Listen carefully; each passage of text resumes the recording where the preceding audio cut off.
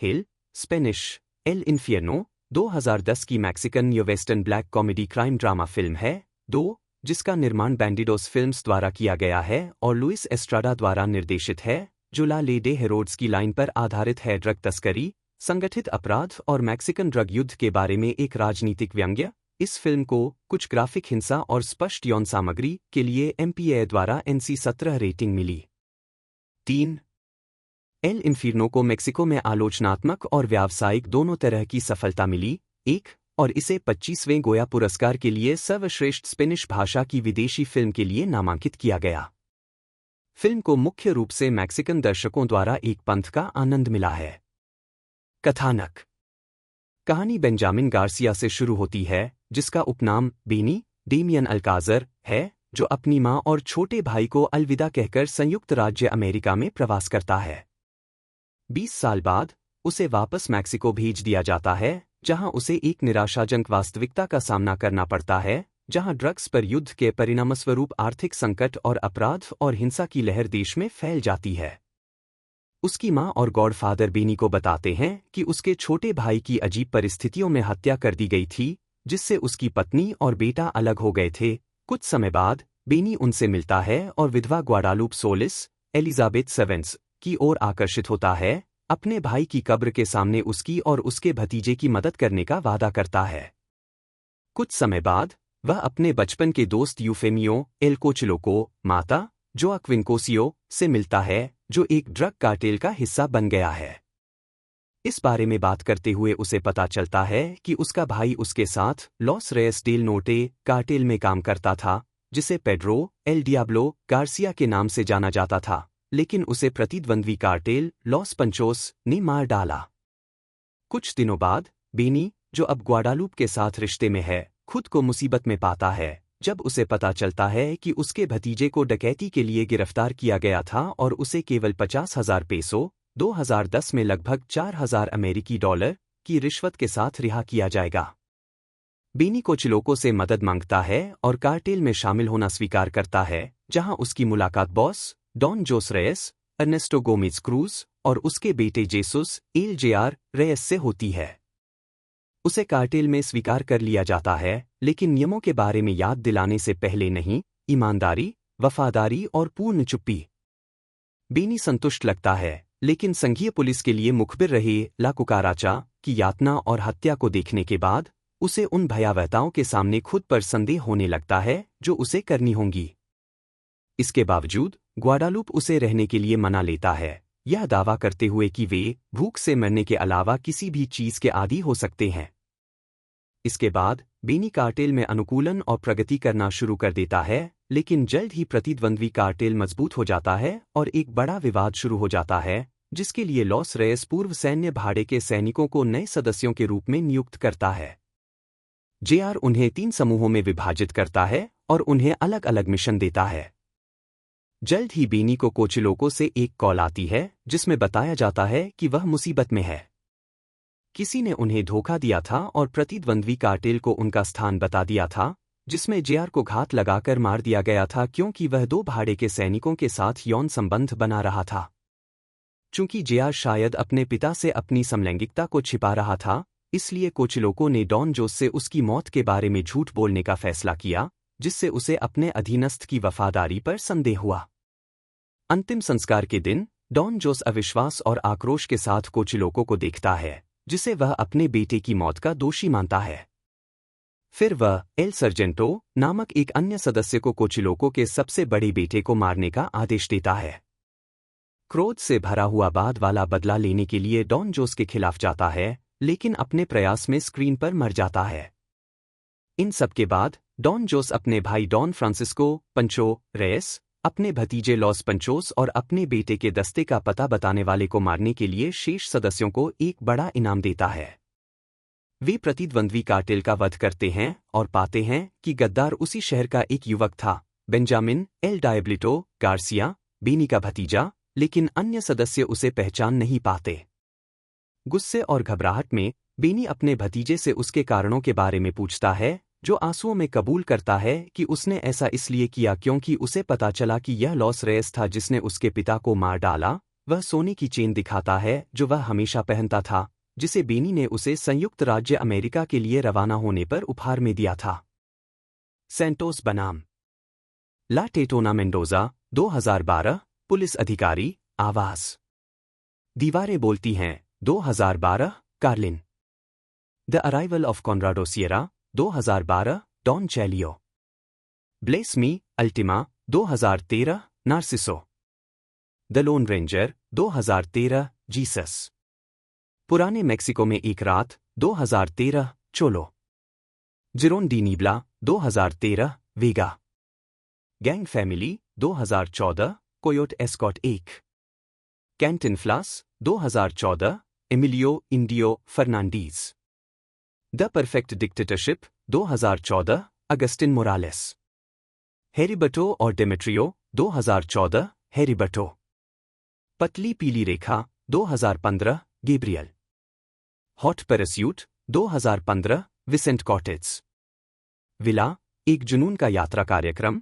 2015 Abraham Gonzalez the Aparicio 2015 Camilo Gutierrez Compadres 2016 sundown 2016 Pedro मुझे यह पसंद है लेकिन यह मुझे डराता है 2017 Don Gumaro Belzebuth 2017 Emmanuel Ritter Cinderello 2017 Spiderman into the Spiderverse 2018 the scorpion आवाज अंग्रेजी और लैटिन अमेरिकी स्पेनिश संस्करण Sonora the devil's highway 2018 Emiterio powder 2019 Don Manuel rainbow last blood 2019 Don Manuel the mighty Victoria 2021 Jacinto the machinist आत्मघाती दस्ता 2021 मातेओ Suarez major general अंग्रेजी और Latin अमेरिकी स्पेनिश संस्करण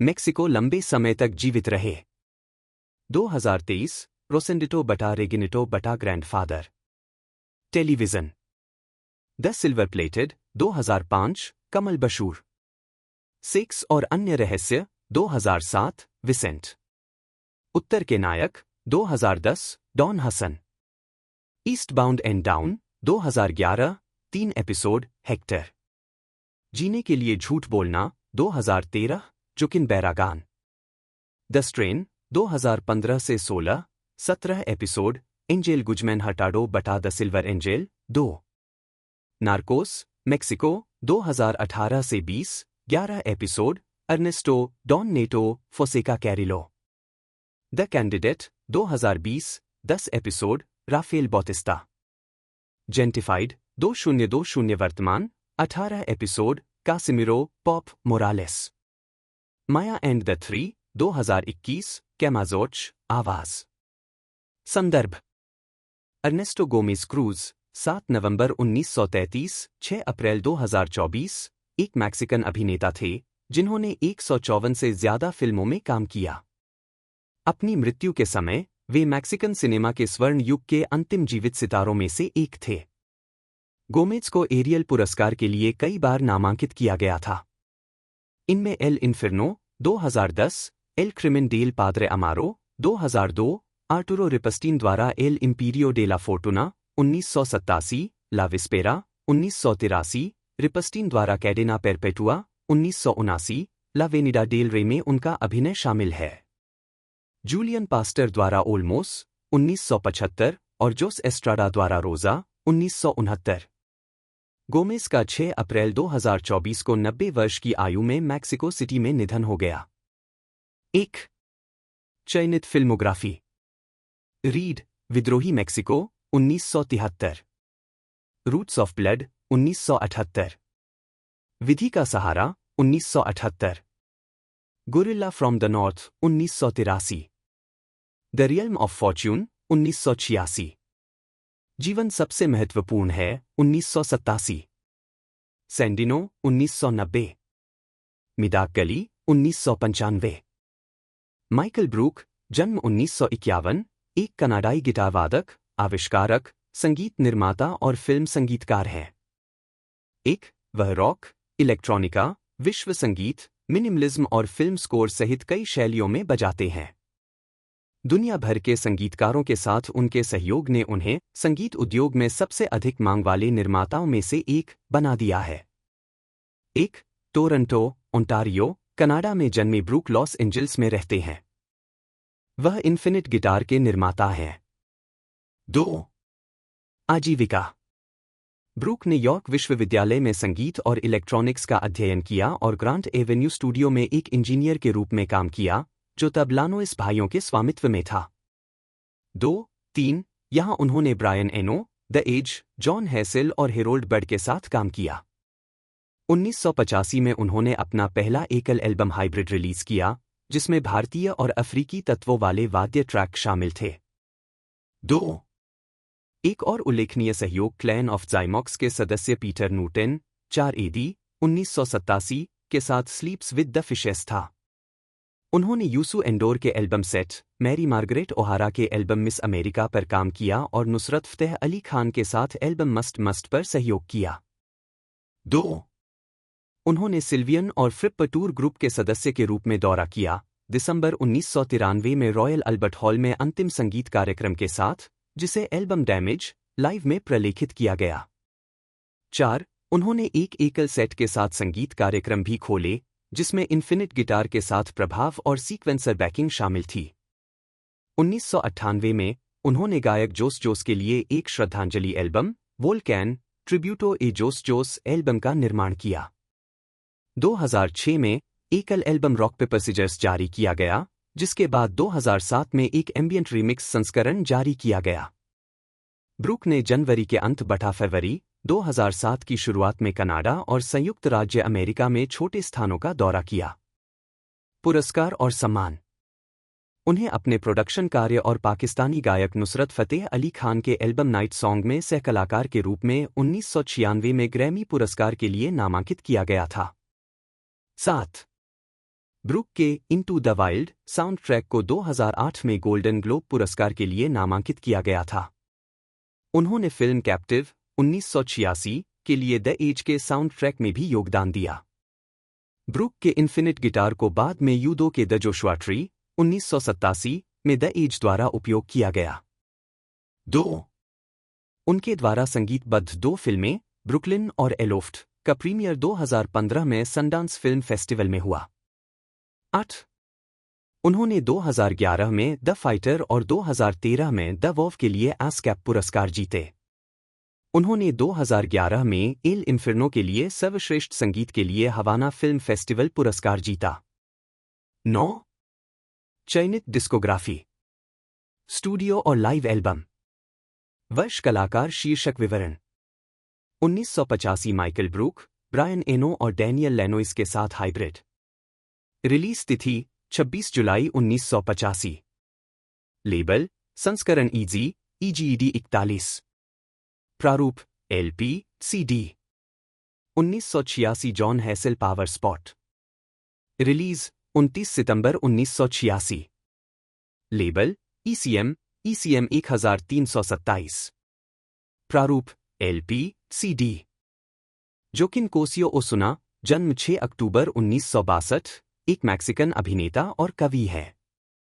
उन्हें Mexican Academy of Film Ariel Awards के लिए 4 बार नामांकित किया गया है। 2016 में द थिन येलो लाइन में गैब्रियल के रूप में उनके काम के लिए सर्वश्रेष्ठ सहायक अभिनेता का एरियल पुरस्कार जीता। उन्हें मटांडो काबोस 2004 में रूबेन मस्कारेटा, क्वांटम ऑफ सोलिस 2008 में जनरल मेड्रानो, एल इन्फिर्नो 2010 जैसी भूमिकाओं के लिए जाना जाता है। वह angel Guzman Hurtado, the strain 2014 में सिल्वर एंजेल थे। 2017 एल इन्फिर्नो में यूफेमियो, एल कोचिलोको, माता, नार्कोस में अर्नेस्टो फोंसेका कैरिलो, मेक्सिको 2018 से 2021 और द सुसाइड स्क्वाड 2021 में मेजर जनरल माटेओ सुआरेस। जीवन और कैरियर। 2017 में कोसियो ने अपने नाटकीय करियर की शुरुआत 1980 के दशक की शुरुआत में की थी। 1. उन्होंने 2001 में 38 साल की उम्र में फिल्म द ब्लू रूम से स्क्रीन पर डेब्यू किया। 2. और तब से उन्होंने 40 से अधिक फीचर फिल्मों और टेलीविजन शो 2016 तक में भाग लिया है। 2. कोसियो ने हेक्टर नाम का एक किरदार निभाया, जो HBO comedy east bound and down में एक मल्टी एपिसोड भूमिका थी। 3. उन्होंने James bond film quantum of Solis में मुख्य खलनायकों में से एक जनरल मेड्रानो की भूमिका निभाई। 2. और ओलिवर स्टोन की गंभीर थ्रिलर सैवेज में बेनिकियो डेल टोरो के साथ अभिनय किया। कोसियो रॉबर्ट डुवेल की ए नाइट इन ओल्ड मैक्सिको और डिज्नी की 2013 की फिल्म द लोन रेंजर में दिखाई दिए। 2.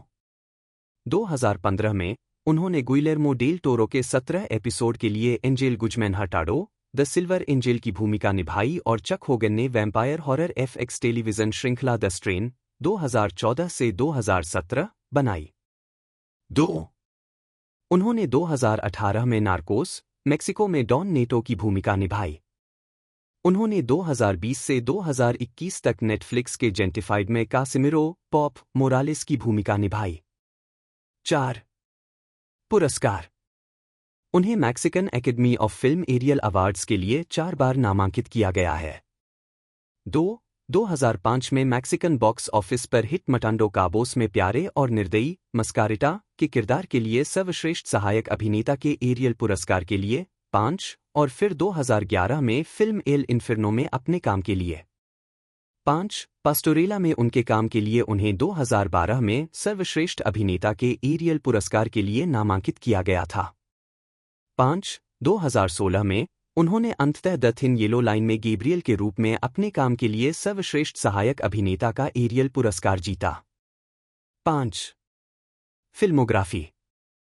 पतली परत, the blue room 2002, master builder 2 में से 1 2002, अंकल लुइस, सिन टन्नी Sonia 2003, Coronil एस्टोरगा, killing Cabos 2004, Reuben मस्कारिटा, हुगुल 2004, लघु द कमांडमेंट, हम सभी प्रशंसक हैं 2004, लघु एपोस्टाडोर, द अदर जोसेफ 2005, लघु एक अद्भुत दुनिया 2006, Trump, side effects 2006, driver, the illuminated blood 2007, यशाया, सच्चा जुनून 2007, लघु, राष्ट्रीय सुरक्षा 2007, Hector Gasca, cello 2008, agent Salas, Tio's journey 2008, Manlio, अरनके मलाविदा 2008, Juan, quantum of solace 2008, general Medrano 6, Rudo वाइकर्सी 2008, अर्नुल्फो, बैकयार्ड 2009, पेराल्टा, मुझे आपकी परवाह है, और आप 2009, the dead sea 2010, Arturo, it happened in a day 2010, Juan segment उस आदमी की कहानी जो कभी कंसलेरो नहीं था, राष्ट्रीय सुरक्षा 2010, हेक्टर गैस्का, हेल 2010, एल कोचिलोको, उन्होंने आपको लॉरा से मिलवाया 2010, ग्वाडालूप, सेविंग प्राइवेट पेरेड्स 2011, रोजालियो मेंडोजा, रात और दिन के बीच 2011, एक बेहतर जीवन 2011, ब्लास्को मार्टिनेज, पास्टोरेला 2011, एजेंट जीसस जुआरेज, जुआन एस्कोपेटा की क्रांति 2011, जुआन एस्कोपेटा, आवाज, मार्सेलो 2012, निको, सैवेज 2012, द ब्लू, सबीना रिवास का असामयिक और संक्षिप्त जीवन 2012, बुरोना, 2009 में उन्होंने मनोवैज्ञानिक अपराध थ्रिलर अमोर डॉलर वाई वाइस वेर्सा में लियोनार्डो सेग्लिया के साथ अभिनय किया। यह नाटक एक महिला वास्तुकार के बारे में है जो एक होनहार सर्जन की मंगेतर की हत्या में शामिल है जिसने कथित तौर पर उसे बुरे सपने में देखा था। अपराध नाटक मेक्सिको सिटी में फिल्माया गया था और मोरी द्वारा निर्मित है। फिल्म को समीक्षकों और दर्शकों से मिलीजुली समीक्षा मिली। 10/11 2011 में उन्हें अभिनेता हेक्टर अरेडोंडो और फर्नांडो लुजान के साथ एक्शन ड्रामा वियंटो एन कॉन्ट्रा में मुख्य भूमिका मिली, जिसमें उन्होंने एक सफल और होनहार CIO की भूमिका निभाई जो एक घोटाले के कारण पुलिस पीछा में अन्यायपूर्ण तरीके से शामिल है। वित्तीय धोखाधड़ी के लिए फिल्म को वार्नर ब्रदर्स द्वारा वितरित किया गया था और आलोचकों द्वारा इसे मिश्रित समीक्षाएं मिली। नाटक को मेक्सिको सिटी और वैले डे ब्रावो के स्थानों पर फिल्माया गया था। मोरी फिल्म के निर्माता थे। 12 भारतीय फिल्म निर्माता राकेश रोशन ने उन्हें अपने बेटे बॉलीवुड स्टार ऋतिक रोशन के साथ अपनी फिल्म काइट्स के लिए मुख्य अभिनेत्री के रूप में साइन किया। इसे न्यू मैक्सिको, लास वेगास और लॉस एंजल्स में शूट किया गया था। जुलाई 2008 के अंत तक इसका निर्माण शुरू हो गया और 21 मई 2010 को रिलीज किया गया। मोरी को प्रारंभिक चरण के कैंसर का पता चला था और अब वह गौरवान्वित हैं। वह अभिनेत्री नम्रता सिंह गुजराल द्वारा निर्मित यूनिग्लोब एंटरटेनमेंट के डॉक्यूड्रामा एक मिनट में अपनी यात्रा के बारे में बात करती है। 13 व्यक्तिगत जीवन। 1996 में मोरी ने अभिनेता सर्जियो मेयर के साथ रिश्ता शुरू किया, जिनसे उनका एक बेटा सर्जियो मेयर मोरी है, जिसका जन्म 1998 में हुआ। कुछ ही समय बाद दोनों अलग हो गए। 2016 में उन्होंने अभिनेत्री स्टेफनी सिगमैन के भाई बेसबॉल खिलाड़ी केनेथ रे सिगमैन से शादी की। 14 इस जोड़े ने 2017 में तलाक ले लिया। 15 मोरी के बेटे की नवंबर 2016 में एक बेटी का जन्म हुआ, जिससे वह 38 साल की उम्र में दादी बन गई। 16 फिल्मोग्राफी। सोप ओपेरा, सीरीज, फिल्में, थिएटर। वर्ष शीर्षक भूमिका टिप्पणियां। 1997 ट्रिक ट्रैक विशेष उपस्थिति। हृदय के उत्तर में विशेष उपस्थिति। 1997 से 98 औरत देखो मोनिका सैन मिलन सहायक की भूमिका। 1998 से 99 नीला टकीला अजुल विडाल सोलेदाद नायक। 199900 मैं तुम्हारे लिए मर रहा हूं सांता नायक। 2000 प्रेरणा एलेक्जेंड्रा पतली परत। 2001 प्यार धोखे से प्यार कैरोलिना मोरालेस नायक। 2001 ग्रीड्स संगीतमय नाट्य प्रदर्शन। 2002 वैसलीन उल्टा नाट्य प्रदर्शन। ईर्ष्या मैंने कहा नाट्य प्रदर्शन। 200203 मेरी मोटरसाइकिल पर बैठो नेली नोरिएगा नीली टोलेडो मुख्य प्रतिपक्षी। 200304 महिला की निगाह वापसी मोनिका सैन मिलन सहायक की भूमिका। बेशर्म प्यार फर्नांडा लीरा नायक। 2004 Rubi Rubi Perez Ochoa de Ferrer Fernanda Martinez Perez Rivera Perez नायक प्रतिपक्षी। 2005 नाटक हेलेना अमांडा पतली परत। मेरे भाई की पत्नी झो पतली परत। 2013 में डरबीज ने इंस्ट्रक्शंस नॉट इंक्लूडेड 3 में अभिनय किया और निर्देशन किया, जो अमेरिका और दुनिया भर में सबसे सफल स्पेनिश भाषा की फिल्म थी, जिसने कई बॉक्स ऑफिस रिकॉर्ड तोड़ते हुए $100 मिलियन से अधिक की कमाई की। स्पेनिश भाषा की कॉमेडी ड्रामा अमेरिका में आश्चर्यजनक रूप से $44 मिलियन की हिट बन गई और मैक्सिको में साल की तीसरी सबसे ज्यादा कमाई करने वाली फिल्म $46 मिलियन बन गई। केवल डेस्पिकेबल मी और आयरन मैन सीक्वल ने इससे बेहतर प्रदर्शन किया। 4 2016 में डरबीज ने Lionsgate Pantelion feature how to be a Latin lover का निर्माण पूरा किया, जिसमें उन्होंने Salma Hayek, Rob Lowe, Kristen Bell, Raquel Welch, Rob Riggle, Linda Lavin और रॉब ह्यूबेल के साथ अभिनय किया। इसे क्रिस पेन और जॉन जैक ने लिखा था और केन मैरिनो ने निर्देशित किया था। डरबीज और उनके निर्माता भागीदार बेन ओडेल द्वारा निर्मित यह फिल्म अमेरिका में 28 अप्रैल 2017 को और मैक्सिको में 5 मई 2017 को रिलीज हुई थी। उद्धरण वांछित 2020 का दशक। डरबीज निर्माता बेन ओडेल के साथ 3 पास स्टूडियो के साझेदार हैं। 5-6 2021 में 3 पास स्टूडियो के माध्यम से उन्होंने यूनिविजन के साथ एक फर्स्ट लुक डील पर हस्ताक्षर किए। 7 और वह और ओडेल 2021 की टेलीविजन सीरीज अकापुल्को के 3 पास स्टूडियो की ओर से कार्यकारी निर्माता थे, जिसमें डरबीज ने अभिनय किया था। 6 वह अकादमी पुरस्कार विजेता एप्पल टीवी प्लस फिल्म कोडा में दिखाई दिए, जिसने उन्हें बाकी कलाकारों के साथ मोशन पिक्चर में एक कलाकार द्वारा उत्कृष्ट प्रदर्शन के लिए स्क्रीन एक्टर्स गिल्ड अवार्ड दिलाया। 2022 में उन्होंने एंटोनियो फ्लोर्स के रूप में फिल्म द वैलेट में मुख्य किरदार के रूप में शुरुआत की और अंतर्राष्ट्रीय बेस्टसेलिंग पुस्तक अरस्तू और डाटे discover the secrets of the universe पर आधारित फिल्म में भाग लेंगे। सार्वजनिक छवि। यूजेनियो डरबीज मेक्सिको के सबसे सफल हास्य अभिनेताओं और निर्देशकों में से एक हैं। उन्हें 2014 में वैराइटी द्वारा दुनिया के एक सबसे प्रभावशाली लैटिन अमेरिकी पुरुष के रूप में मान्यता दी गई थी। 10 मार्च 2016 को डरबीज ने हॉलीवुड के वॉक ऑफ फेम पर अपने स्टार का अनावरण किया। समारोह में हजारों प्रशंसकों ने भाग लिया। 8. 2014 में इंस्ट्रक्शंस नॉट इंक्लूडेड की सफलता के बाद डरबीज ने पूर्व पेंटेलियन प्रोडक्शन प्रेसिडेंट बेंजामिन ओडेल के साथ साझेदारी करके लॉस एंजल्स में अपनी फिल्म निर्माण कंपनी 3 पास स्टूडियोज की स्थापना की। व्यक्तिगत जीवन। डरबीज का जन्म मेक्सिको सिटी में हुआ था। वह अभिनेत्री सिल्विया डरबीज और प्रचारक यूजेनियो गोंजालेज सालास के बेटे थे। यूजेनियो अपने परिवार के साथ लॉस एंजल्स में रहता है। डरबीज का विवाह अभिनेत्री, मॉडल और पूर्व सेंटिडोस ओपुएस्टोस गायिका एलेसेंड्रा रोसाल्डो से हुआ है। 9. वह मैक्सिकन हास्य अभिनेत्री एस्लिन डरबीज, उनकी मां गैब्रिएला मिशेल, मैक्सिकन अभिनेता और गायक वधिर डरबीज, उनकी मां सिल्वाना प्रिंस हैं, मैक्सिकन अभिनेता जोस एडुआर्डो डरबीज, उनकी मां अभिनेत्री विक्टोरिया रफो हैं और एताना डरबीज के पिता हैं। उनकी मां एलेसेंड्रा रोसाल्डो हैं। उनके पास फियोना नाम का एक बुलडॉग है। 10. फिल्मोग्राफी। चाबी। उन कार्यों को दर्शाता है जो अभी तक जारी नहीं हुए हैं। फिल्में। वर्ष शीर्षक भूमिका नोट्स। 1983 एक प्रेमिका की पोशाक के लिए फिल्मी शुरुआत। 1990 सबसे बड़ी बात यह है कि आप क्या चाहते हैं। Mexican transplant Eugenio. Model photographer.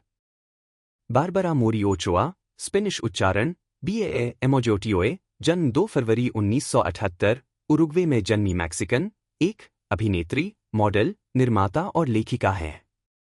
वह 2004 के टेलीनोवेला रूबी में मुख्य किरदार निभाने के लिए जानी जाती हैं, जो अब तक के सबसे सफल टेलीनोवेलस में से एक है। 2005 से वह कई हॉलीवुड और बॉलीवुड फिल्मों में मुख्य किरदार के रूप में दिखाई दी हैं, जैसे my brother wife 2005, Violanchelo 2008, Guillermo del Toro द्वारा निर्मित इनसिग्निफिकेंट थिंग्स 2008, काइट्स 2010, कैंटिनफ्लास 2014 और 30, सिंगल एंड फैंटास्टिक 2016। मोरी ने 1992 में 14 साल की उम्र में एक फैशन मॉडल के रूप में अपना करियर शुरू किया। बाद में वह एक अभिनेत्री बन गई जब उन्होंने 1997 में टीवी एस्टिका के साथ smash TV hit MYRADA day मुजेर में सह-अभिनय किया। फिर उन्होंने टेलीनोवेला अजुल टकीला 1998 में अभिनय किया। वह अब तक की सबसे खूबसूरत मैक्सिकन अभिनेत्रियों में से एक के रूप में कई सूचियों में भी शामिल हुई है। 3.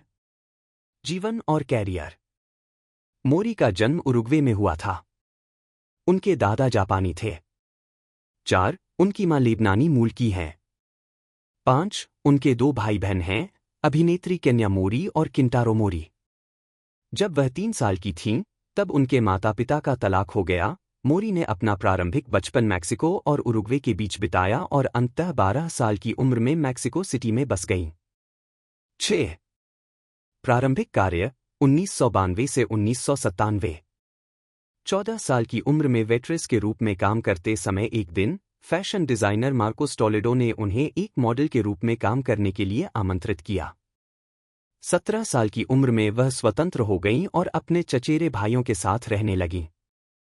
7. 19 साल की उम्र में उनकी मुलाकात अभिनेता सर्जियो मेयर से हुई, जो बाद में 1998 में पैदा हुए उनके बेटे सर्जियो के पिता बने। 8. उन्होंने कभी शादी नहीं की। बाद में उन्होंने एल सेंट्रो डी एस्टूडियोस डी फॉर्मासियोन एक्टेल में अभिनय का अध्ययन किया।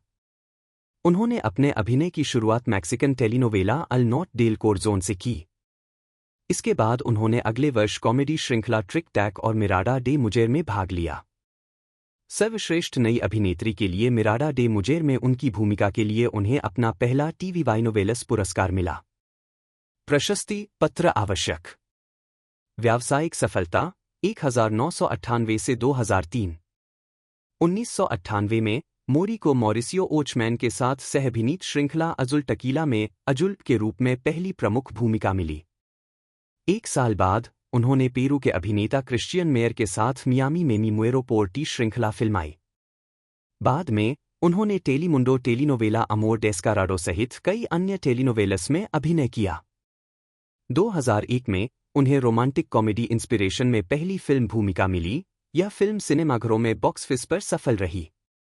2002 में वह टेलीनोवेला सुबेटे एएमआई मोटो में एक आकर्षक कॉलेज छात्रा के रूप में खलनायिका की भूमिका निभा रही है। समेकन 2004 से 2008। 2006 में उनकी मृत्यु हो गई। 2004 में उन्होंने टेलीविसा के साथ अनुबंध किया और रूबी के रूप में अभिनय किया, जो इसी नाम का एक स्मैश टीवी हिट और उच्च श्रेणी का मैक्सिकन सोप ओपेरा था, जिसने उन्हें एक और टीवी वाइनोवेलस पुरस्कार दिलाया। 2005 में उन्हें ब्लॉकबस्टर फिल्म ला मुजर डे मी ब्रदर में जो के रूप में मुख्य भूमिका मिली और उनके पति की भूमिका क्रिश्चियन मेयर ने निभाई, जिनके साथ उन्होंने पहले मी मुएरो पोर टी में सह-अभिनय किया था। उसी वर्ष उन्होंने फिल्म रोबोट्स के स्पेनिश भाषा संस्करण में अपनी आवाज दी। चिली मैक्सिकन समर्थित फिल्म प्रीटेंडिएंडो में भी उनकी प्रमुख भूमिका थी, जिसकी आलोचना की गई थी। यूजेनियो गोंजालेज डेरबेज, एक स्पेनिश EWXENJOEES, जन्म 2 सितंबर 1961, 2, एक मैक्सिकन अभिनेता और हास्य अभिनेता है। वह कई फिल्मों और टेलीविजन सीरीज में नजर आ चुके हैं, जिनमें the book of life, the angry birds movie 2 और कोडा शामिल है। 2010 के दशक में वह कई अमेरिकी फिल्मों और टेलीविजन सीरीज में दिखाई दिए, जैसे कि Jack and Jill, girl in progress, Rob और मिरेकल्स फ्रॉम हेवन। डेरबेज ने अमेरिकी फिल्मों के स्पेनिश संस्करणों में कई पात्रों के लिए स्पेनिश डब प्रदान किए, जिनमें डॉक्टर डूलिटल, मुलान, 102 डाल्मेटियन और श्रेक फ्रेंचाइजी शामिल है। प्रारंभिक जीवन। डेरबेज का जन्म और पालन पोषण मेक्सिको सिटी में हुआ और उन्होंने कम उम्र में ही अभिनय में रुचि दिखाई। 12 साल की उम्र में उन्हें सोप ओपेरा में एक्स्ट्रा के रूप में पहली भूमिका मिली। उन्होंने 1997 में नो टेंगो माद्रे नामक एक मैक्सिकन सोप ओपेरा के साथ निर्देशन की शुरुआत की। आजीविका। 1980 के दशक। 1980 के दशक की शुरुआत में डेरबेज मैक्सिकन टेलीविजन शो कैचुन रारा में नियमित रूप से शामिल होते थे। उन्होंने बच्चों के टेलीविजन शो एन फमिलिया कॉन चैबेलो में भी भाग लिया। उद्धरण की आवश्यकता। 1988 में उन्हें अपना पहला आवर्ती टेलीविजन स्थान मिला जब उन्होंने एनाबेल नामक एक कॉमेडी शो में कई भूमिकाएं निभाईं। 1990 के दशक। 1990 के दशक में डेरबेज फिल्में बनाते रहे। 1992 में उन्होंने वैरायटी शो अल डेरेचो वाई अल डेरबेज की मेजबानी शुरू की। उद्धरण आवश्यक। 1997 में डेरबेज ने नो टेंगो माद्रे नामक सोप ओपेरा में अपने निर्देशन की शुरुआत की। 1999 में डेरबेज ने एक कॉमेडी शो डेरबेज एनक्वांडो शुरू किया। डेरबेज 2000 में कैरेटा डे एंजेल में दिखाई दिए। उन्होंने उस वर्ष Complices al rescate, accomplices to the rescue में भी अभिनय किया। 2003 में उन्होंने XHDRBZ नामक एक टेलीविजन श्रृंखला का निर्माण किया। बाद में उन्होंने हॉस्पिटल एल पैसा, कंट्रीमैन हॉस्पिटल, वेसिनोस, नेबर्स और 2009 में एलास सन ला एलेग्रिया डेल होगर का निर्माण किया। वह ला फैमिलिया पीलुचे में अग्रणी व्यक्ति थे। प्रशस्ति पत्र आवश्यक। डेरबेज उन कुछ मैक्सिकन अभिनेताओं में से एक हैं जिन्होंने अंतर्राष्ट्रीय ख्याति प्राप्त की है। उन्होंने अंतर्राष्ट्रीय पुरस्कार मान्यता अर्जित करने के साथ साथ वाणिज्यिक अमेरिकी फिल्मों में भी अभिनय किया है। उद्धरण वांछित। डेरबेज कई सफल और समीक्षकों द्वारा प्रशंसित फिल्मों में दिखाई दिए हैं, जिनमें संग्रे डे मी संग्रे शामिल है, जिसने 2007 में सनडांस में ग्रैंड ज्यूरी पुरस्कार जीता, और उनकी पहली गैर कॉमेडी फिल्म इंडी स्मैश हिट ला मिस मालूना, अंग्रेजी में अंडर द सेम मून के रूप में रिलीज, पेट्रिसिया रिगेन द्वारा निर्देशित, एड्रियन अलोंसो और केट डेल कैस्टिलो के साथ। उद्धरण आवश्यक। 2000 2002 में डेरबेज और फ्लोरिंडा मेजा ने मिलकर XHDRBZ नामक एक सिटकॉम बनाया, जो एक निर्माता के रूप में उनकी पहली फिल्म थी। 2002 में ही डेरबेज ने पारिवारिक सिटकॉम ला फमिलिया पीलुचे का सहनिर्माण, सहनिर्देशन और अभिनय किया, जिससे डेरबेज को मैक्सिकन और लैटिन समुदाय के बीच और पहचान मिली। 2010 के दशक। 2011 में डेरबेज ने एडम सैंडलर की जैक एंड जिल में एडम सैंडलर, केटी होम्स और एल पैचिनो के साथ फेलिप की भूमिका निभाई। उन्होंने ईवा मेंडेस के साथ गर्ल इन प्रोग्रेस में भी अभिनय किया, जिसे पेट्रिसिया रिगेन ने भी निर्देशित किया था। यूजेनियो ने CBS सिटकॉम रॉब और ब्रॉडवे पर हेलेन हेस थिएटर में लैटिनोलॉग्स में भी अभिनय किया। उद्धरण वांछित। डेरबेज ने सोनी के मिरेकल्स फ्रॉम हेवन में जेनिफर गार्नर, पेट्रिसिया रिगेन द्वारा निर्देशित के साथ अभिनय किया और उन्होंने जुआन जे कैम्पानेला द्वारा निर्देशित एनिमेटेड फीचर अंडरडॉग्स में रिको की भूमिका को आवाज दी। बेलो का 25 मार्च 2023 को 88 वर्ष की आयु में निधन हो गया। 10. Filmography. TV show En Familia con Chabelo, Chabelo के साथ परिवार में 1967 से 2015। ला क्रियाडा बियन क्रियाडा, अच्छी तरह से पलीबड़ी नौकरानी 1970। El show del loco Valdes, the crazy Valdes show 1971। El show de Alejandro Suarez, the Alejandro Suarez show 1972। Detective de hotel, hotel detective 1973 से 1974। La carabina de Ambrosio, Ambrosio का carbine 1978। La Cuchufleta, the Cuchufleta 1995। La Guereja y algo mas, the Guereja और कुछ और 1998। La Escuelita VIP, the VIP school 2004। Los Simuladores, the simulator 2009। TV धारावाहिक क्वेंटो दे नविदाद, Christmas कहानी 1999। कैरिटा day angel, angel face 2000। नविदाद सिन fin, endless Christmas 2001। अमरते S मी पेकाडो, तुम्हें प्यार करना मेरा पाप है 2004। पतली परत Viaje a la Luna 1958। Chistelandia 1958। Nueva Chistelandia 1958। Vuelve Chistelandia 1958। El extra 1962। Buenas noches año nuevo 1964। Los reyes del volante 1964। Escuela para solteras 1965। Los dos rivales 1966। Autopsia de un fantasma 1968। La princesa hippie 1968। El aviso inoportuno 1968। Bang bang al hoyo 1970। Pepito y la lampara maravillosa 1971।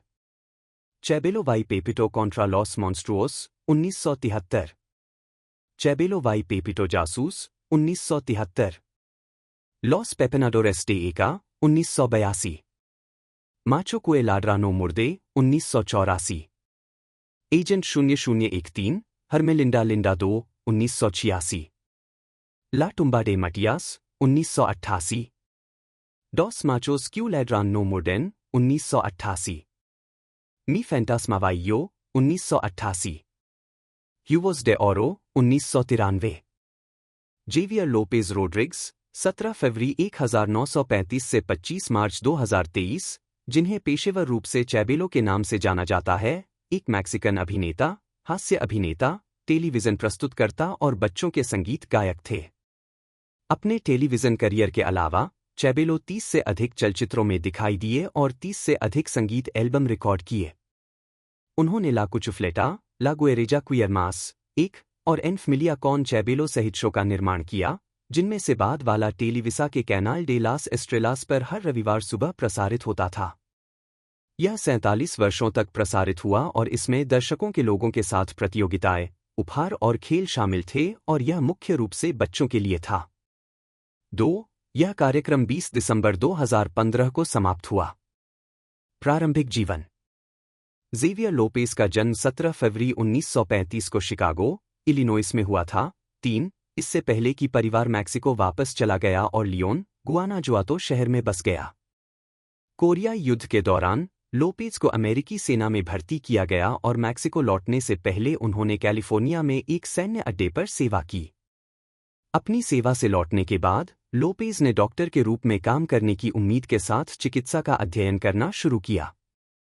अध्ययन करते समय उन्होंने टेलीविसा television network के लिए एक सहायक के रूप में काम करना शुरू किया और कभी-कभी अन्य अभिनेताओं के लिए काम किया, जिसके कारण उन्हें चैबेलो का निर्माण करने का मौका मिला। 4. कलात्मक कैरियर ज़ेवियर लोपेज का करियर वास्तव में तब शुरू हुआ जब उनकी मुलाकात अभिनेताओं की एक मशहूर जोड़ी से हुई, जिनका नाम था पंसेको वाई गंबाओ। पंसेको रेडियो पर काम करते थे और गंबाओ, रामिरो, टीवी पर काम करते थे। यह जोड़ी मेक्सिको में पहले से ही जानी जाती थी और उन्होंने चैबेलो को टीवी व्यवसाय की मूल बातें सिखाईं। उद्धरण की आवश्यकता। जेवियर लोपेज को पेप्सी कोला के प्रवक्ता के रूप में उनके चैबेलो चरित्र के रूप में काम पर रखा गया था, जिसके लिए उन्होंने पूरे उत्तर और दक्षिण अमेरिका की यात्रा की। अनुबंध के बाद उन्होंने पेप्सी ब्रांड के साथ अपने मजबूत जुड़ाव के कारण खुद को बेरोजगार पाया। उन्हें न्यूयॉर्क शहर में एक शो के लिए उस शुल्क के एक अंश पर काम पर रखा गया था जो वे पहले लेते थे, और टोंगोलेले के साथ 6 महीने के लिए अमेरिका का दौरा किया। दौरे के बाद उन्होंने आधे घंटे के दैनिक शो के लिए टीवी पर वापसी के लिए बातचीत की। 5. वह कैंटिफ्लास फिल्म एल एक्स्ट्रा 1962 में पंचिटो के रूप में भी दिखाई दिए। उद्धरण की आवश्यकता। चैबेलो के साथ परिवार में। मेक्सिको सिटी में जार्डिन डे लॉस ग्रांडेस वेलोरेस महान मूल्यों का उद्यान में स्थित चैबेलो के सम्मान में प्रतिमा। यह कार्यक्रम इन फैमिलिया कॉन चैबेलो में उनके चरित्र का एक व्यंग्यात्मक चित्रण है। लोपेस के मन में एक ऐसा शो करने का विचार था जिसमें माता-पिता और बच्चे भाग ले सकें और साथ मिलकर इन सुबहों का आनंद ले सकें। En Familia con Chabelo, in family with Chabelo, Latin America में काफी मशहूर है। यह गेम, प्रतियोगिता और उपहारों वाला एक शो है जहां लोपेस टीवी होस्ट की भूमिका निभाते हैं और खुद को चैबेलो नाम के एक बच्चे के रूप में पेश करते हैं। 6. 30 दिसंबर 2012 को इस शो को इसके 44 साल के निर्बाध प्रसारण के लिए गिनीज रिकॉर्ड से सम्मानित किया गया। जेवियर लोपेज को 57 साल से अधिक समय तक चैबेलो चरित्र को चित्रित करने के लिए एक और गिनीज रिकॉर्ड से सम्मानित किया गया।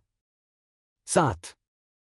इस कार्यक्रम में शामिल लोग बच्चे और उनके माता-पिता हैं, जिनके साथ चैबेलो बातचीत करते हैं और उन्हें कई प्रतियोगिताओं में भाग लेने के लिए प्रेरित करते हैं। शो के अंत में कैटाफिक्सिया नामक एक प्रसिद्ध प्रतियोगिता होती है। 8. अन्य शो। चैबेलो ने 30 से ज्यादा फिल्मों में काम किया और 30 से ज्यादा एल्बम रिकॉर्ड किए। उन्होंने ला एस्क्वेलिटा VIP और लॉस सिमुलेडोर्स जैसे कई कार्यक्रमों का निर्माण भी किया। 9. मौत। जोएकिम एंटोनियो पुर्तगाल बैप्टिस्टा डी अल्मेडा CVIH, जन्म 15 मार्च 1957, एक पुर्तगाली अभिनेता है। 2. उन्होंने 1982 की एक्शन फिल्म द सोल्जर में एक भूमिका निभाकर अपने फिल्मी करियर की शुरुआत की और बाद में 1987 की इतालवी फिल्म गुड मॉर्निंग बेबीलोन में एंड्रिया बोनानो की भूमिका निभाने के लिए पहचान हासिल की। उन्होंने 1994 की thriller clear and present danger में फेलिक्स कॉटेज और 1995 की एक्शन थ्रिलर डेस्परेडो में बुचो की भूमिका निभाकर अंतर्राष्ट्रीय ख्याति प्राप्त की। कई सालों बाद वह 2003 और 2004 के बीच फॉक्स थ्रिलर ड्रामा सीरीज 24 में रेमन सालाजार और 2011 की फिल्म फास्ट 5 में हर्नान रेयस की भूमिका निभाने के लिए लोकप्रिय हो गए। कई भाषाओं में पारंगत, डी अल्मेडा ने यूरोप और अमेरिका के कई देशों में कई फिल्म और स्टेज प्रस्तुतियों में काम किया है और रेट्राटो डी फैमिलिया, अडाओ ई ईवा और ओ जांगो डी बेकर स्ट्रीट जैसी फिल्मों में कुछ अंतर्राष्ट्रीय पुरस्कार जीते हैं। उनकी अन्य प्रसिद्ध फिल्मों में the honorary consul 1983, only you 1994, La Cucaracha 1998, one man's hero 1999, behind enemy lines 2001, whore 2004, the death and life of Bobby Z 2007, Che part 2 2008, the burning plane 2008 और द गिल्डेड केज 2013 शामिल हैं। प्रारंभिक जीवन और शिक्षा। डी अल्मेडा का जन्म Lisbon, पुर्तगाल में हुआ था। 2-3 जोआओ बैप्टिस्टा डी अल्मेडा और मारिया सारा पुर्तगाल के बेटे के रूप में। उद्धरण वांछित। 18 वर्ष की आयु में 2 साल तक Lisbon conservatory, school of theatre and cinema में एक थिएटर कोर्स में भाग लेने के बाद 1974 की लोकतांत्रिक क्रांति के बाद कंजर्वेटरी को अस्थायी रूप से बंद कर दिए जाने के बाद उन्होंने अपनी पढ़ाई जारी रखने के लिए पुर्तगाल छोड़ दिया। उन्होंने 1 साल वियना में बिताया, फिर 1976 में न्यूयॉर्क शहर चले गए जहां उन्होंने Lee Strasberg theatre and film institute, प्रदर्शन कला के लिए एक स्कूल में अध्ययन किया। 4. आजीविका। 1980 के दशक। थिएटर से शुरुआत करने के बाद डे अल्मेडा ने 1982 में द सोल्जर में काम करके अपना फिल्मी करियर शुरू किया। उनकी पहली महत्वपूर्ण भूमिका 1983 की फिल्म द ऑनरेरी कॉन्सल में आई।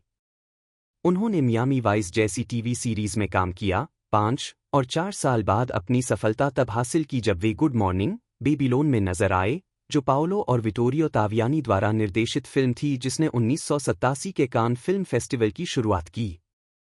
6 भाषाओं में पारंगत होने के कारण डे अल्मेडा ने पुर्तगाल, England, Spain, France, Italy, Brazil, Argentina और जर्मनी जैसे कई देशों में अपने अभिनय करियर को जारी रखा, जहां उन्होंने कई फिल्मों में काम किया।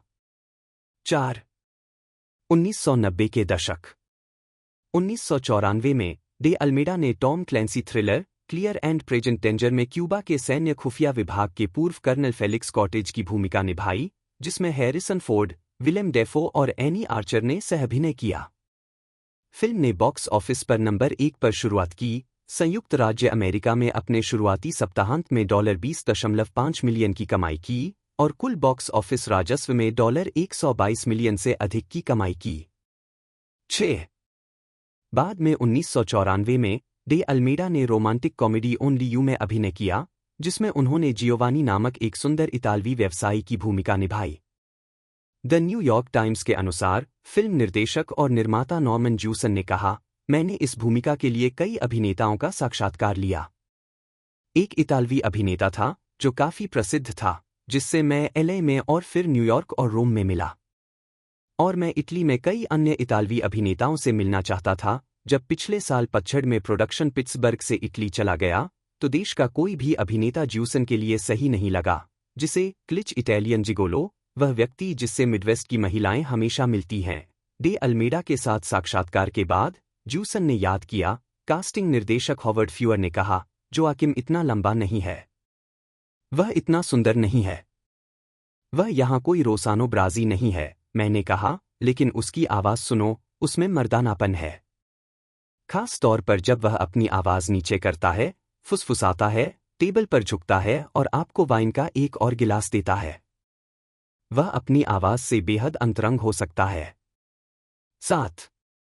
क्रिस्टोफर क्रिस्टोफरसन, 22 जून 1936, 28 सितंबर 2024, एक अमेरिकी गायक, गीतकार और अभिनेता थे।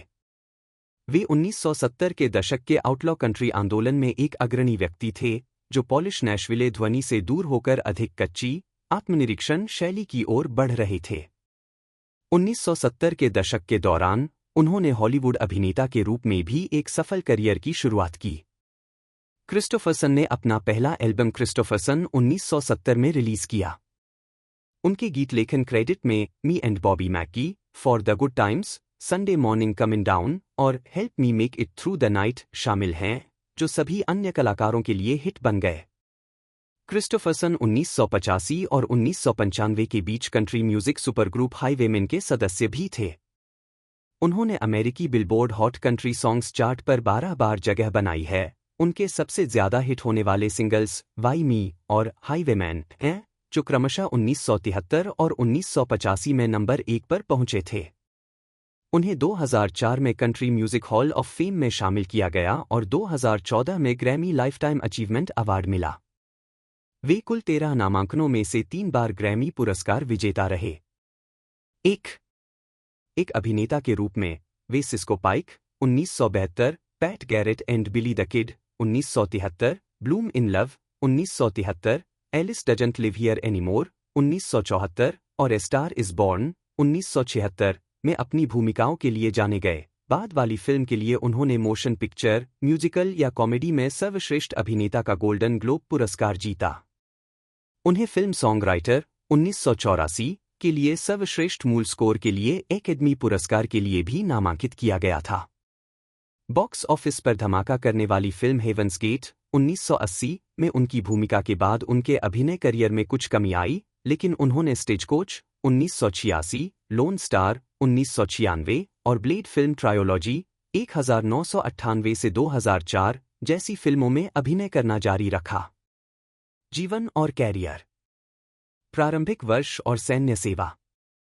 क्रिस्टोफर क्रिस्टोफरसन का जन्म ब्राउन्सविले, टेक्सास में मैरी एन नी एशब्रुक और लार्स हेनरी क्रिस्टोफरसन, एक United states army air corps अधिकारी, बाद में यूनाइटेड स्टेट्स एयर फोर्स में एक मेजर जनरल, के यहाँ हुआ था। 2. क्रिस्टोफरसन के बचपन के दौरान उनके पिता ने उन्हें एक सैन्य करियर बनाने के लिए प्रोत्साहित किया। 3. क्रिस्टोफरसन अपने पिता की सैन्य सेवा के कारण युवावस्था में अक्सर इधर-उधर घूमते रहे और परिवार सैन मेटो, कैलिफोर्निया में बस गया। 4. 1954 में सैन मेटो हाई स्कूल से स्नातक होने के बाद उन्होंने लेखक बनने की उम्मीद में पोमोना कॉलेज में दाखिला लिया। उनके शुरुआती लेखन में पुरस्कार विजेता निबंध शामिल थे, द रॉक और gone are the days the Atlantic Monthly में प्रकाशित हुए थे। ये कहानियां क्रिस्टोफरसन के जुनून और चिंताओं की जड़ों को छूती हैं। द रॉक एक भौगोलिक विशेषता के बारे में है जो एक महिला के रूप से मिलती जुलती है, जबकि बाद वाली एक नस्लीय घटना के बारे में थी। 5. 17 साल की उम्र में क्रिस्टोफरसन ने पश्चिमी प्रशांत महासागर में वीक द्वीप पर एक ड्रेजिंग ठेकेदार के साथ गर्मियों की नौकरी की। उन्होंने इसे मेरे द्वारा की गई सबसे कठिन नौकरी कहा। 6. क्रिस्टोफरसन ने पोमोना कॉलेज में पढ़ाई की और 1958 में अपना पहला राष्ट्रीय प्रदर्शन किया, जो collegiate rugby union, American football और ट्रैक एंड फील्ड में अपनी उपलब्धियों के लिए स्पोर्ट्स इलस्ट्रेटेड के 31 मार्च के अंक में दिखाई दिया। 7. उन्होंने और उनके सहपाठियों ने 1958 में क्लेरमॉन्ट कॉलेज रग्बी क्लब को पुनर्जीवित किया और यह एक दक्षिणी कैलिफोर्निया रग्बी संस्थान बना हुआ है। क्रिस्टोफरसन ने 1958 में साहित्य में कला स्नातक की डिग्री सुम्मा कम लाउड के साथ स्नातक किया। वह अपने कनिष्ठ वर्ष में फी बेटा कप्पा के लिए चुने गए थे। पोमोना कॉलेज मैगजीन के साथ 2004 के एक साक्षात्कार में क्रिस्टोफरसन ने अपने जीवन में दर्शनशास्त्र के प्रोफेसर फ्रेडरिक सोंटेग को एक महत्वपूर्ण प्रभाव के रूप में उल्लेख किया। 8. 1958 में क्रिस्टोफरसन को ऑक्सफोर्ड विश्वविद्यालय में रोड्स छात्रवृत्ति से सम्मानित किया गया। 9. उन्होंने मेटन कॉलेज में अध्ययन किया। 10. ऑक्सफोर्ड में रहते हुए उन्हें मुक्केबाजी के लिए ब्लू से सम्मानित किया गया। 10. उन्होंने अपने कॉलेज के लिए रग्बी खेला और गीत लिखना शुरू किया। ऑक्सफोर्ड में वह साथी रोड्स विद्वान, कला समीक्षक और कवि माइकल फ्राइड से परिचित हुए। अपने मैनेजर लैरी पार्नेस की मदद से क्रिस्टोफरसन ने क्रिस कार्सन के नाम से टॉप रैंक रिकॉर्ड्स के लिए रिकॉर्ड किया। पार्नेस ब्रिटिश जनता के लिए क्रिस्टोफरसन को ऑक्सफोर्ड में एक यैंक के रूप में बेचने के लिए काम कर रहे थे। क्रिस्टोफरसन उस प्रचार दृष्टिकोण को स्वीकार करने के लिए तैयार थे यदि इससे उनके गायन करियर को मदद मिलती, जिससे उन्हें उम्मीद थी कि वह उपन्यासकार बनने के अपने लक्ष्य की ओर प्रगति करने में सक्षम होंगे। 11. उनके संगीत करियर का यह शुरुआती चरण असफल रहा। 12. 1960 में क्रिस्टोफरसन ने अंग्रेजी साहित्य में बी.फिल के साथ स्नातक किया। 10. 13. 14. 1961 में उन्होंने अपनी लंबे समय की प्रेमिका फ्रांसिस फ्रैन माविया बियर से शादी की। 10. कैरियर का आरंभ। नैशविले, टेनेसी में स्थानांतरित होने के बाद क्रिस्टोफरसन ने अपने पूर्व प्लाटून कमांडर की चाची मारी जॉन विल्किन से संपर्क किया, जिन्होंने क्रिस्टोफरसन को अपने प्रकाशन गृह बखौन म्यूजिक में साइन किया। विल्किन ने गायक डेव डुडले को अपना गीत टॉकिन वियतनाम ब्लूज पेश किया। 15. समवर्ती रूप से क्रिस्टोफरसन ने कई तरह की अजीबोगरीब नौकरियां की, जिनमें बारटेंडर, निर्माण कार्यकर्ता और रेलकर्मी शामिल थे। 15. बाद में उन्होंने कोलंबिया रिकॉर्ड्स के लिए एक चौकीदार के रूप में काम किया, जिससे उन्हें कलाकारों से सीधे बात करने और रिकॉर्डिंग सत्रों के दौरान उपस्थिति की संभावना मिली। 16. अपने दूसरे बच्चे के अन्न प्रणाली की समस्याओं के साथ पैदा होने के बाद क्रिस्टोफरसन ने लुइसियाना के लाफायट में पेट्रोलियम हेलीकॉप्टर्स इंटरनेशनल फी में काम किया। मैक्सिको की खाड़ी में तेल रिगों से श्रमिकों को लाने ले जाने के दौरान वह अक्सर नए गीत लिखते थे। सप्ताहांत में वह नैशविले लौट आते थे और अगले सप्ताह वे लुइसियाना लौटने से पहले शहर भर में गीतों को पेश करते थे। 17. यात्राएं क्रिस्टोफरसन को थका देती थीं। उनके बच्चे कैलिफोर्निया में फ्रैन के साथ रह रहे थे और उन्हें लगा कि एक गीतकार के रूप में उनका करियर विफल हो रहा है। फी ने उन्हें शराब की बढ़ती खपत के लिए भी फटकार लगाई। उसी सप्ताह नैशविले लौटने पर 16.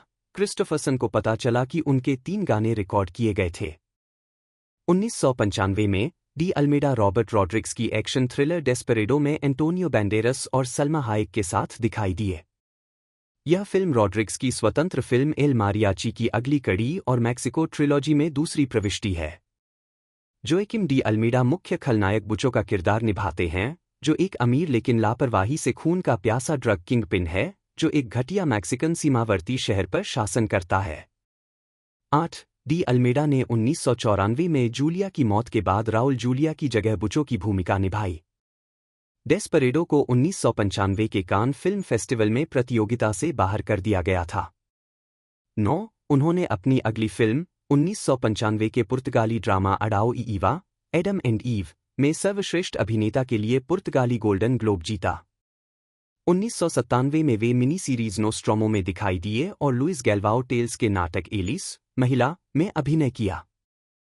11. अगले वर्ष उन्होंने जैक पेरिस थ्रिलर ला कुकाराचा 1998 में एरिक रॉबर्ट्स के साथ सहअभिनय किया। फिल्म का प्रीमियर ऑस्टिन फिल्म फेस्टिवल में हुआ, जहां इसने फीचर फिल्म अवार्ड जीता। 12. 2000 2001 में डे अल्मेडा ने ब्राजीलियाई कॉमेडी ओ जांगो डे बेकर स्ट्रीट में अभिनय किया, जहां उन्होंने महान ब्रिटिश जासूस शर्लक होम्स की भूमिका निभाई।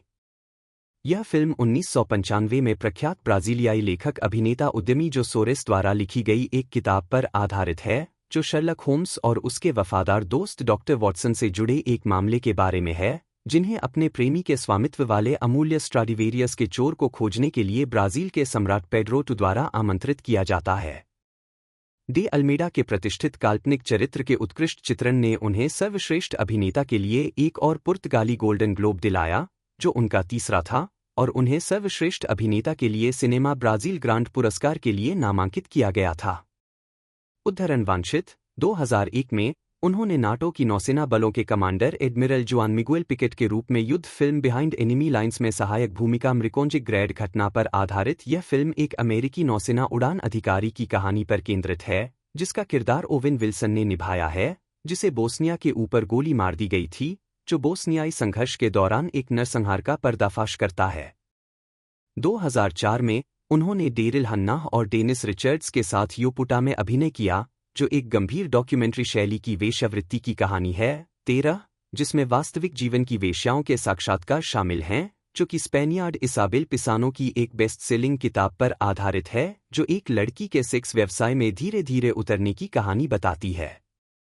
14, उसी वर्ष वह 24 के कलाकारों में रेमन सालाजार के रूप में शामिल हुए, जो एक ड्रग कार्टेल का क्रू नेता है, जिसे जैक बाउर द्वारा जेल में डाल दिया जाता है और बाद में जेल से बाहर निकाल दिया जाता है।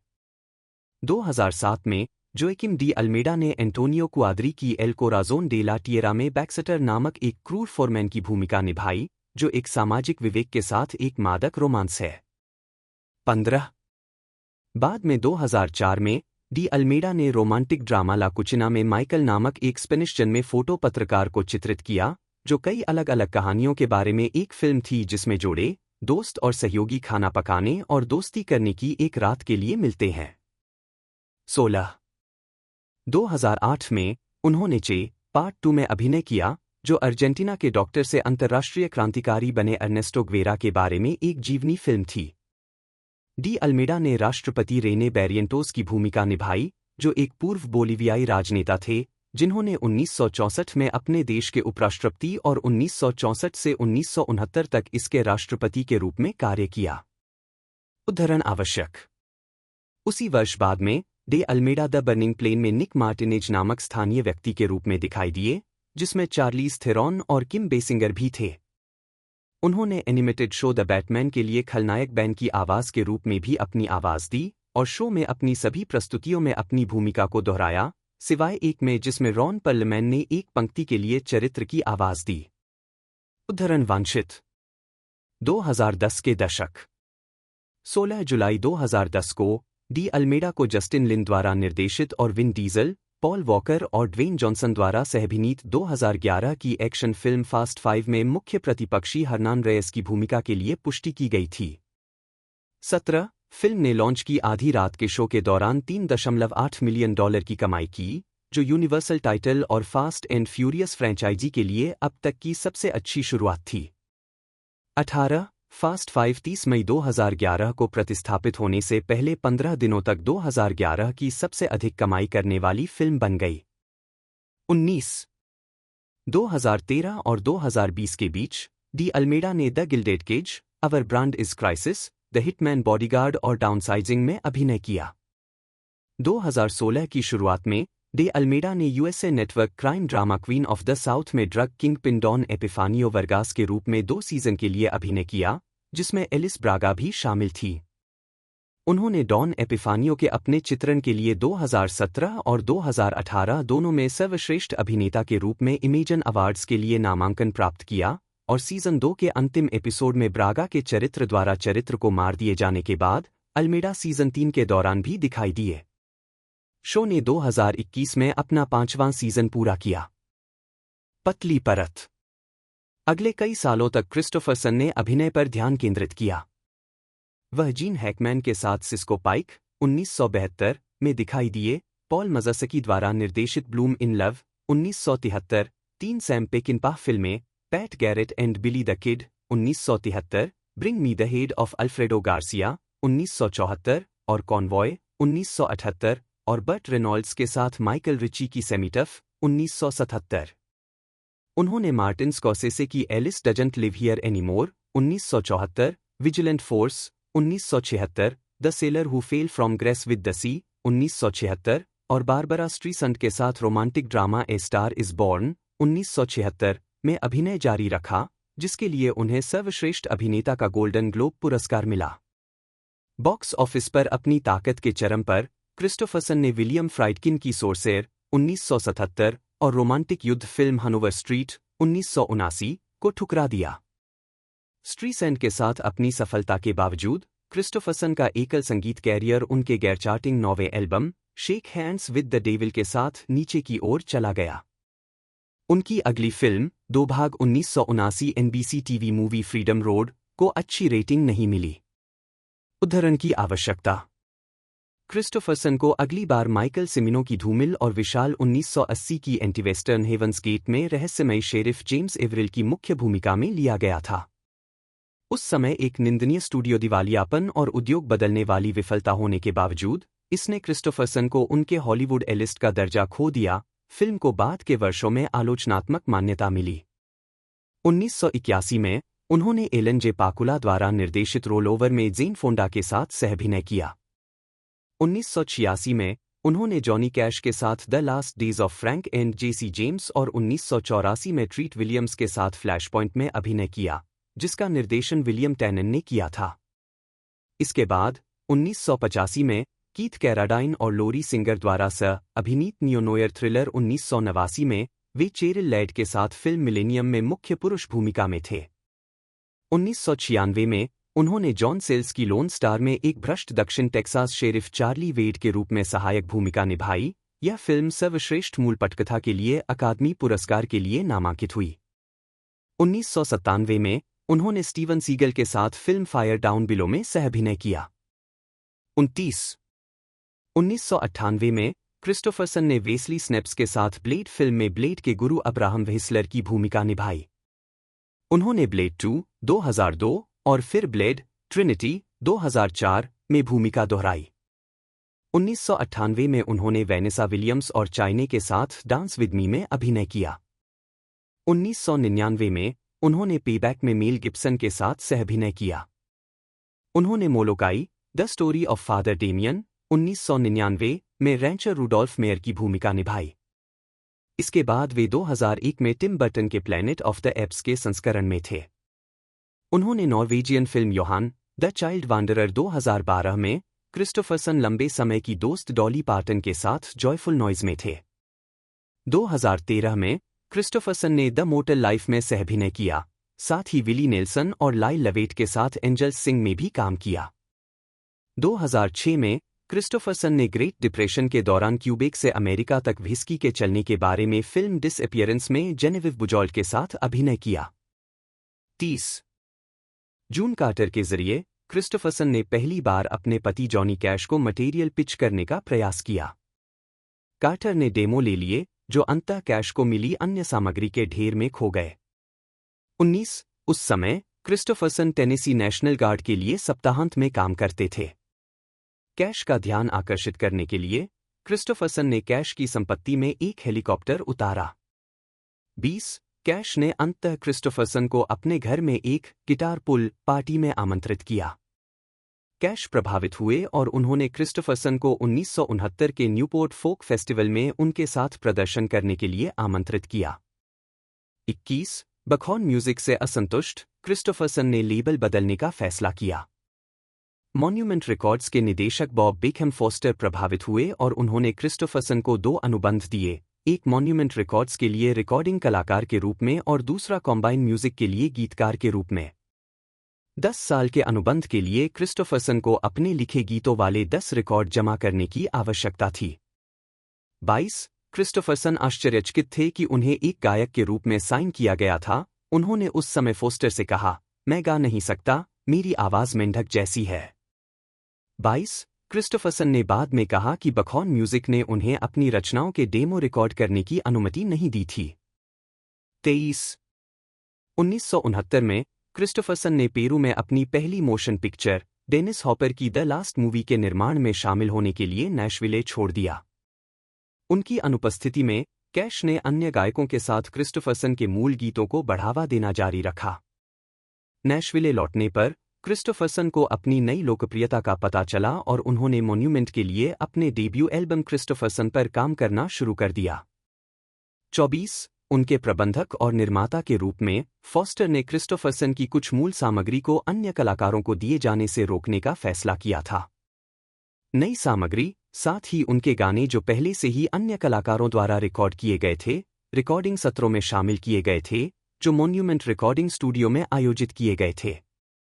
25 स्मारक ने जून 1970 में क्रिस्टोफरसन को रिलीज किया। क्रिस्टोफरसन ने एल्बम के हर गीत को लिखा या सहलिखा। उन्होंने मारी जॉन के बेटे जॉन बक विल्किन के साथ blame it on the stones पर सहयोग किया। हालांकि क्रिस्टोफरसन व्यावसायिक रूप से सफल नहीं था, लेकिन इसे आलोचकों से सकारात्मक समीक्षा मिली। लॉस एंजल्स टाइम्स के रॉबर्ट हिलबर्न के अनुसार एल्बम देश के संगीत की रोजमर्रा की समस्याओं में पारंपरिक रुचि के साथ गीत परिष्कार को जोड़ने में सक्षम है। 26 संडे मॉर्निंग कॉमिंग डाउन की व्यावसायिक सफलता ने गायक के लिए कई उद्योग पुरस्कारों में से पहला नामांकन प्राप्त किया।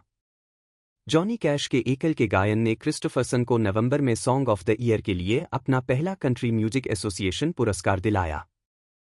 27 1972 ड्रिपिंग स्प्रिंग्स रियूनियन में रीटा कूलिज के साथ क्रिस्टोफरसन। मॉन्यूमेंट के लिए क्रिस्टोफरसन का अगला एल्बम 1971 का the silver tongued devil and I था। उन्होंने एल्बम के 10 गानों में से 9 लिखे, जिनमें एकल loving her was easier than anything I will ever do again भी शामिल है। उन्होंने द टेकर पर गीतकार शेल सिल्वरस्टीन और एपिटाफ ब्लैक एंड ब्लू पर कीबोर्डिस्ट डॉनी फ्रिट्ज के साथ सहयोग किया।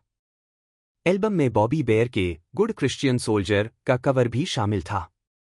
Loving her was easier than anything I will ever do again billboard hot 100 पर नंबर 46 और एडल्ट कंटेम्परेरी पर नंबर 4 पर पहुंच गया।